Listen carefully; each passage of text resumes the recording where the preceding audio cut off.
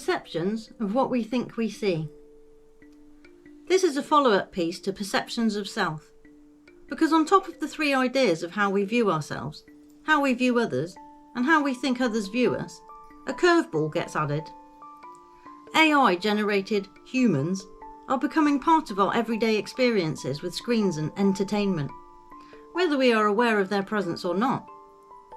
So within that, our perceptions and expectations of ourselves are affected, as with all the previous shifts in the commercial industries.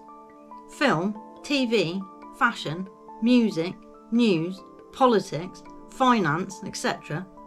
All the areas that are used to have a system and standard for you to be conditioned to and to become part of. People learn an awful lot from faces. I think maybe that is overlooked sometimes, not by those who know. It is very much thought about. We learn about many things by watching others as we grow up and go through life. We begin to understand ourselves and the world around us, often steering away from the types who hold us down or back from life. And many people will have built-in senses to detect things in others. We call it instinct, I guess.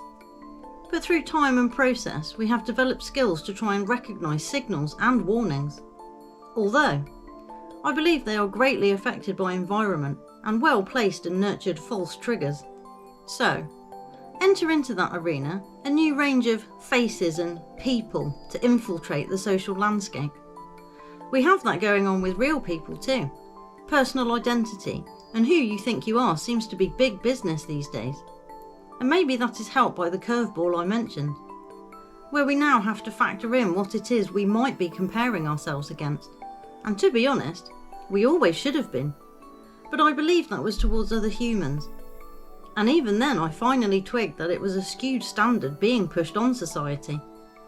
That many people have a perception of something that didn't actually exist other than in the mind, hoping for it to be reality so much that actual reality gets overlooked or put aside. But they do say, you create your own reality. You can see why the lines may have become a bit blurred. Now we have that extra component, creating a new reality alongside and within the one we currently have. A virtual and artificial one, as they call it, infiltrating us by way of technology. Because without screens and a power source, it doesn't exist. We, however, need a power source to exist too. But food, water and rest seems to be enough to sustain ourselves, quite independent of technology. The other world, however, cannot. Maybe that's why they would like people to be 6G antennas, so that there is a constant source of power if we did switch everything off and reset it. They become fully integrated with us, with a view to switching us off before we do it to them. A self-preservation mechanism that was either programmed or developed.